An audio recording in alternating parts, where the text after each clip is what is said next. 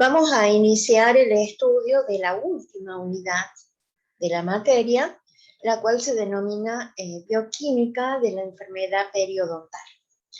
Pero antes de ver la enfermedad periodontal, vamos a ver un tema que es el sayo dental. Y vamos a ver qué es el sayo dental o el denominado también cálculo dental. Esta estructura se forma cuando hay depósito de sales, principalmente que forman el calcio y el fosfato, sobre la placa bacteriana formada. Entonces eso va a producir o va a llevar a la mineralización de la placa bacteriana. Por lo tanto, cuando hablamos de sayo o de cálculo dental, estamos hablando de la acumulación de sales sobre la placa bacteriana que lleva a su mineralización. Como vimos, tenemos dos tipos de placa bacteriana según dónde se forme. Y al mineralizarse también vamos a tener dos tipos de sayo o cálculo. El sayo o cálculo supragingival, que este se va a formar cuando se mineralice o se depositen sales sobre la placa supragingival. Va a generar un sayo que generalmente es de color blanco amarillento, que se lo puede observar y que con el tiempo puede llevar a oscurecerse, volverse más marrón o adquirir una coloración negra. Mientras que el sayo subgingival se va a formar a partir del depósito de minerales o de sales sobre la placa subgingival. Y este sayo obviamente se puede extender hacia el interior de la bolsa periodontal. A diferencia del cálculo supragingival, en el sayo subgingival no solo podemos encontrar sales depositadas, sino que también en su parte más externa, en la parte más superficial, en contacto con el medio bucal, también se puede observar presencia de bacterias y también presencia de células que han descamado. Este sayo es oscuro y puede tener una coloración café a verde negro. ¿Cómo está formado? Si bien dijimos que el sayo es la mineralización de la placa, cuando se analiza su composición química, el 80% son sales de fosfato de calcio y por lo tanto el 80% corresponden a sustancias inorgánicas. Mientras que el resto, el 20%, se pueden encontrar agua y algunas sustancias de origen orgánico. ¿Cuáles son las sustancias inorgánicas? Principalmente son las que forman el calcio unido al fosfato. Y así podemos encontrar sales de fosfato monocálcico, fosfato dicálcico, fosfato tricálcico, también sales de fosfato octocálcico y llegar a encontrar inclusive hidroxiapatita, con la misma estructura cristalina que ya vimos que están en los tejidos mineralizados de los dientes. Otras sales que se pueden encontrar son las que forman el fluoruro de calcio y la fluorapatita.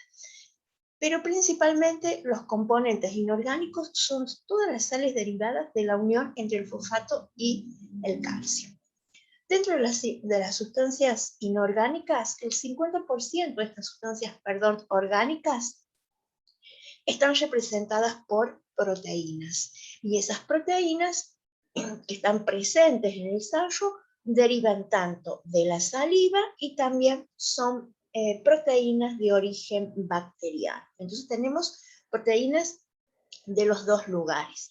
También se han descrito presencia de glúcidos, que principalmente son de origen bacteriano, como son los proteoglicanos, y los polímeros extracelulares, que también podemos encontrar en la matriz extracelular de la placa bacteriana. Y en muy pequeña cantidad se han descrito lípidos, principalmente el colesterol, que puede estar representando solo un 3% de las sustancias orgánicas en total. Ahora, Los componentes principales del sayo son siempre estas sales que forman el fosfato de calcio, o sea, los componentes inorgánicos. Y en cuanto a los componentes inorgánicos, también se ha descrito diferencias en cuanto a la estructura del sayo supragingival con respecto al cálculo subgingival. Se ha descrito que el sayo supragingival se va formando por capas, o sea que esa mineralización se va dando por capas y cada capa puede contener un tipo de sal diferente a la subsiguiente. Por eso se dice que el sayo supragingival es heterogéneo entre capa y capa a medida que se va formando. El sayo supragingival se ha visto que la primera sal que se deposita es el fosfato dicálcico. Es el primero que va a iniciar la mineralización y por eso se dice que constituye la base del cálculo supragingival. Ese fosfato dicálcico después va a ir siendo reemplazado por otras sales que van a ir formando las diferentes capas.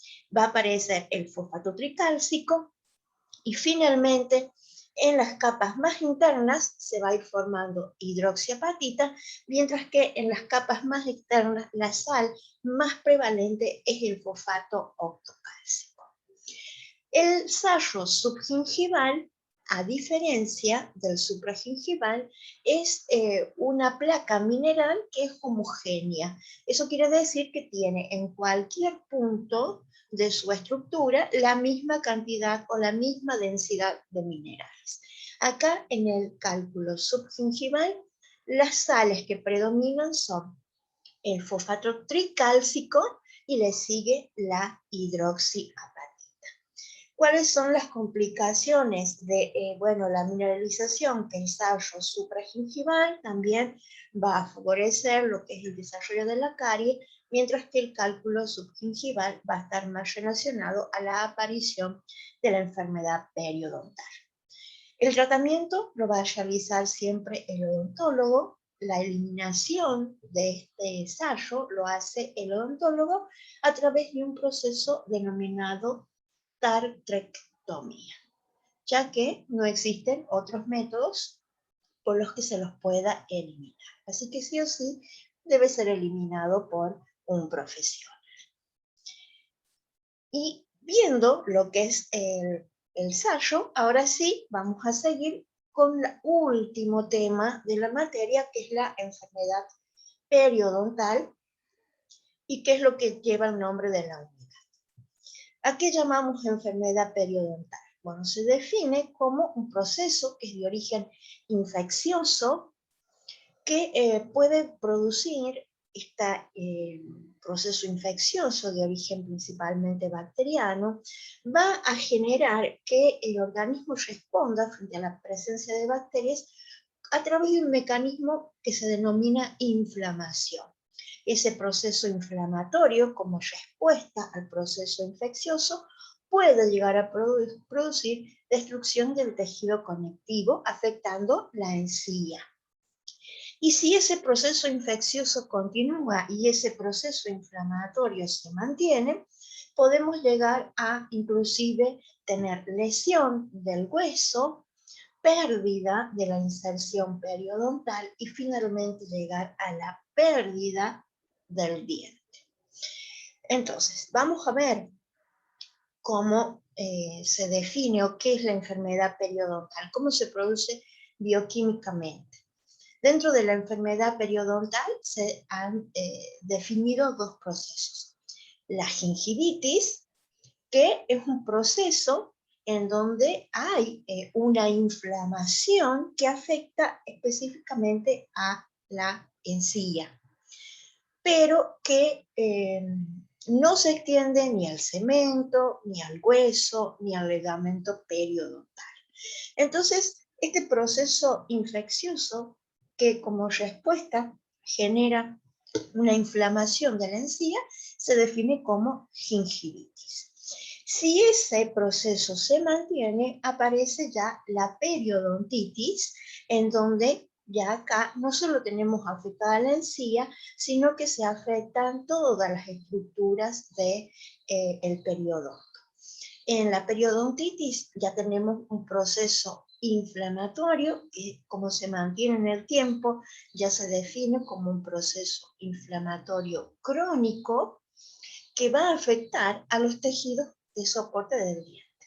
Van a producir la degradación del hueso, van a lesionar el ligamento periodontal y que puede llevar finalmente a la pérdida del diente. La gingivitis, entonces, es un proceso más bien agudo que afecta a la encía, y si ese proceso se mantiene, eso va a derivar en la aparición de la periodontitis, que es un proceso inflamatorio crónico. Ahora, ¿cuáles son los procesos bioquímicos que hacen que aparezcan estas patologías? Siempre la enfermedad periodontal, el factor primario es la presencia de la placa bacteriana. Presencia de placa bacteriana en donde las bacterias, si esa placa bacteriana no se elimina, ya vimos que las bacterias generan un ambiente acidófilo, generan sus propios metabolismos, generan y excretan sus propias moléculas, pero también la presencia sostenida en el tiempo de las bacterias en la placa bacteriana va a llevar a que estas bacterias desarrollen lo que se conoce como factores de virulencia. Esos factores de virulencia son moléculas que las bacterias liberan al medio y van a terminar produciendo lesión o daño a los tejidos. ¿Cuáles son estas moléculas, estos factores de virulencia? Pueden ser peptidoglicanos, pueden ser ácidos lipoteicoicos, pueden ser las mismas fimbrias que ellas utilizan para moverse, pueden ser enzimas que liberan, como son las proteasas, y también pueden liberar moléculas que afectan al metabolismo celular del tejido y que estas moléculas reciben el nombre de toxinas. Por eso en la enfermedad periodontal habíamos dicho que está más relacionada a la placa subgingival y que estas bacterias, más que acidófilas, eran secretoras de proteasas, donde va a haber una degradación de las proteínas del tejido. Y es acá donde los vemos. Pero no es solo las proteasas las que liberan, sino que también liberan toxinas. ¿Qué van a generar estos compuestos? Las proteasas van a generar degradación de proteínas que están en el tejido de la encía, de la matriz extracelular. Las toxinas van a producir alteración del metabolismo celular y por ende eso va a llevar a una lesión del tejido. Iniciado la lesión celular, el organismo va a responder. Y va a responder a través de un mecanismo que se conoce como reacción inflamatoria. La reacción inflamatoria se va a generar o la va a generar en el organismo frente a cualquier noxa que genere lesión o daño a nivel de algún tejido. Y acá nosotros estamos viendo específicamente bacterias que forman parte de la placa y que van a lesionar o van a iniciar una lesión a nivel de los tejidos de la encía. Entonces, ¿cómo va a responder el organismo para defenderse de ese daño? A través de la reacción inflamatoria, que es lo que va a iniciar la gingivitis. ¿Cómo se produce esta reacción inflamatoria? Esta reacción inflamatoria va a ser iniciada por células que están en los tejidos, que son los macrófagos y los mastocitos. Estos macrófagos tisulares, ante la agresión, la presencia de estas toxinas, la lesión de las proteínas, el inicio de la lesión de las células, estos macrófagos que están en la encía y también los mastocitos, pero la inician los macrófagos, van a liberar moléculas que reciben el nombre de citoquinas. Y específicamente van a liberar citoquinas que se conocen como interleuquina 1, interleuquina 6 y el factor de necrosis tumoral alfa. Estas tres moléculas que liberan los macrófagos tisulares son las que van a ir a actuar y van a iniciar el proceso inflamatorio como respuesta a la agresión. Además, los mastocitos, también presentes en la encía, van a liberar histamina y van a liberar prostaglandinas. También van a liberar otras citoquinas, pero las que van a iniciar este proceso son la histamina y las prostaglandinas. Ahora, ¿cómo se inicia? Estas interleuquinas, la interleuquina 1, la interleuquina 6 y el factor de necrosis tumoral alfa, lo que van a hacer es atraer neutrófilos, que los neutrófilos son células, son glóbulos blancos que están circulando en la sangre. Entonces, los macrófagos, al liberar estas tres interleuquinas, estas interleuquinas actúan como lo que se conoce como quimiotácticos. Eso quiere decir que atraen a los neutrófilos que están circulando en la sangre hacia la zona donde se está produciendo la lesión. Y la histamina y las prostaglandinas que liberan los mastocitos, ¿qué van a hacer? Van a actuar sobre el endotelio y la histamina y las prostaglandinas, por un lado, lo que van a hacer es favorecer la permeabilidad del endotelio de los vasos sanguíneos. Por lo tanto, ese endotelio se va a abrir y va a permitir que estos neutrófilos que están circulando en la sangre pasen a través de la pared de los vasos y puedan llegar a la zona del tejido lesionado. Y además van a estimular la expresión de moléculas de adhesión para que estos neutrófilos se unan y puedan atravesar ese vaso y puedan llegar al sitio de la lesión. Entonces, llegan los neutrófilos de esta forma a la encía o a la zona de la encía donde se ha iniciado esa adhesión, y con la llegada de los neutrófilos se inicia ya o se instala la reacción inflamatoria. ¿Qué otras células van a actuar? También van a participar las células de Langerhans, que son células que tienen dendritas. Entonces, esas dendritas las van a orientar hacia la zona donde esas enzimas, esas toxinas han iniciado la lesión. ¿Y qué van a hacer estas células de Langerhans? Van a aportar al proceso captando moléculas bacterianas, o sea, captando todas estas moléculas que están lesionando el tejido. Y esas moléculas bacterianas ustedes las pueden encontrar que reciben el nombre de antígenos. Antígenos son compuestos extraños a nuestro cuerpo. Las células de Langerhans van a captar y los neutrófilos, al llegar a la zona del tejido, ¿qué función van a cumplir? Por un lado, los neutrófilos contienen en su citoplasma gránulos con enzimas. ¿En dónde van a liberar esas enzimas? Van a liberar el contenido de los gránulos. Van a liberar proteasas, van a liberar peptidasas, van a liberar glucuronidasas. ¿Qué van a hacer estas enzimas? Estas enzimas, la función que tienen es ir a actuar contra ese agente que ha iniciado la lesión. Entonces su función es degradar proteínas bacterianas, degradar la pared de las bacterias, degradar péptidos, degradar esas toxinas que liberan las bacterias que están lesionando el tejido. Pero por otro lado, los neutrófilos también tienen función de fagocitosis, o sea que son capaces de emitir pseudópodos y englobar una bacteria, ingresarla a su citoplasma y el contenido también de sus gránulos, liberarlos para que esa bacteria sea degradada adentro de los neutrófilos. Por lo tanto, los neutrófilos, ¿cómo van a cumplir su función de defensa? Por un lado, liberando enzimas y por otro lado, también generando la fagocitosis.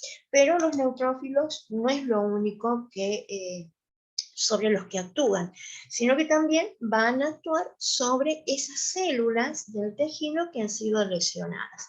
Esas células del tejido que han sido lesionadas tienen que removerse porque después tienen que ser reemplazadas por una célula funcional sana. Entonces los neutrófilos también contribuyen a degradar proteínas, degradar enzimas, degradar paredes celulares o restos celulares de la zona lesionada. Entonces, cuando los neutrófilos comienzan ya a hacer todas estas funciones, se instala el proceso de inflamación, hay un aumento de la celularidad de la zona lesionada porque está el tejido normal, hay bacterias que son las que han iniciado la lesión y además llegan neutrófilos hacia la zona, hay una hipercelularidad, se instala la inflamación y aparece lo que se define como gingivitis. ¿Cuál es la función de que el organismo genere toda esta reacción inflamatoria? Contener ese agente biológico, que en este caso son las bacterias, contenerlos y evitar que sigan lesionando más tejidos sanos. Entonces, cuando las bacterias han sido eliminadas casi en su totalidad, cuando ese tejido lesionado se está eliminando en forma eficiente, los neutrófilos lo que van a hacer es secretar otro compuesto que es la interleuquina 10 y que la interleuquina 10 es la que va a ir a avisar de que ese daño ha sido contenido y ahora hay que reparar y reemplazar todo ese tejido que se ha dañado. Ahora, si esta reacción inflamatoria que se inicia como una gingivitis no puede ser contenida, o sea que esta reacción, este daño que van generando las bacterias, se mantiene y los neutrófilos que llegan, los macrófagos, no son capaces de contener y de neutralizar todos esos agentes patógenos, esta reacción inflamatoria se va a continuar en el tiempo, porque las bacterias siguen lesionando y el organismo va a seguir respondiendo con un proceso inflamatorio que se sostiene en el tiempo y que ya se va a volver crónico. Entonces, cuando esta reacción inflamatoria nosotros la tenemos más de 3 meses, ya se habla de cronicidad. Acá, aparte de que los neutrófilos van a seguir secretando el contenido de los gránulos, van a seguir fagocitando, los macrófagos también van a llegar y tienen la función también de fagocitar tejido lesionado, también tienen la función de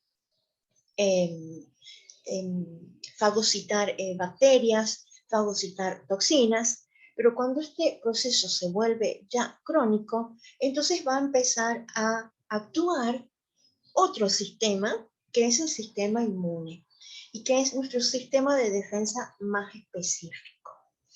Y acá van a participar otras células que forman parte del sistema inmune, que son los linfocitos, y que van a participar tanto los linfocitos T como los linfocitos B. ¿Cómo van a iniciar su participación? Cuando la reacción inflamatoria se vuelve crónica, estas células de Langerhans, ¿no?, que nosotros vimos que son capaces de captar antígenos, moléculas de origen bacteriano, pueden llegar a los ganglios linfáticos más cercanos y presentar estos compuestos a las células que están en los ganglios, que son específicamente los linfocitos T, y también tenemos linfocitos B. Al presentar estos compuestos, que son extraños de origen bacteriano, que reciben el nombre de antígenos, los linfocitos T, a través de receptores que tienen en la membrana, lo van a reconocer y se van a activar. Al activarse van a liberar también citoquinas que van a actuar sobre la otra familia de linfocitos, que son los linfocitos B. ¿Y qué van a hacer los linfocitos B? Como acá tenemos las células dendríticas que le están presentando los antígenos a los linfocitos T. Los linfocitos T van a estimular la activación de los linfocitos B, y los linfocitos B lo que van a generar es la síntesis de los anticuerpos o las inmunoglobulinas, como habíamos visto en la unidad de proteínas. Los anticuerpos son moléculas sintetizadas por los linfocitos B que van a ir a actuar y van a ir a unirse específicamente a una molécula. Entonces, estos anticuerpos y estos linfocitos B ahora van a llegar a la zona lesionada y se van a unir a las toxinas, se pueden unir a restos de bacterias, restos celulares, células dañadas, restos de bacterias y también a bacterias completas. ¿Qué va a producir eso? Bueno, va a producir que los anticuerpos, al unirse a las toxinas, los inhiban de su acción, y de esa forma la toxina ya no puede ejercer su efecto tóxico en el organismo y se elimina. Por otro lado, los anticuerpos se pueden unir a las membranas de las bacterias y a la pared de las bacterias, y eso también va a facilitar y va a aumentar lo que es la fagocitosis por parte de los macrófagos, principalmente, y también por parte de los neutrófilos. Entonces, los linfocitos van a ir a ayudar como un sistema de defensa más específico. Pero ¿qué sucede? Que los linfocitos también son capaces, cuando llegan a la zona de lesión, son capaces de liberar una molécula que se llama Shank ligando. Que este Shank ligando van a ir a actuar sobre los osteoclastos, y entonces acá ya tenemos una acción sobre otro tejido que es el hueso. El Shank ligando se va a unir a los osteoclastos, va a estimular su diferenciación para que se vuelvan células activas y también va a estimular su activación. ¿Qué van a hacer los osteoclastos?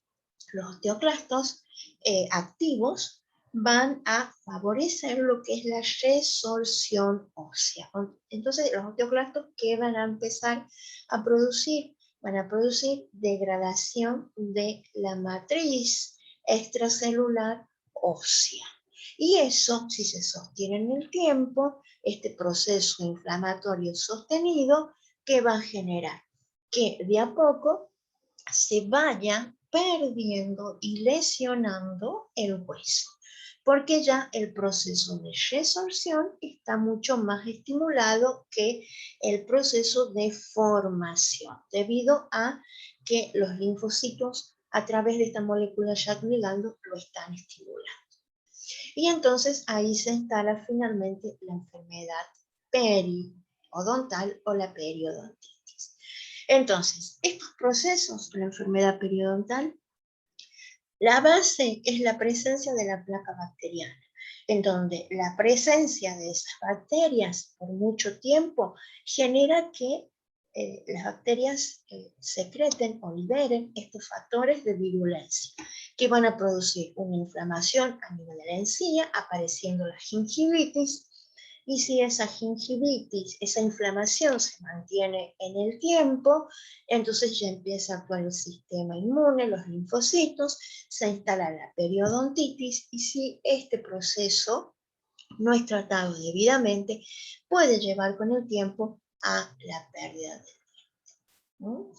Entonces, estos son los procesos bioquímicos que intervienen en lo que es la enfermedad periodontal. Básicamente es por la presencia o por la generación de una reacción inflamatoria, que puede ser aguda o que se puede convertir en crónica si no hay un debido tratamiento del paciente.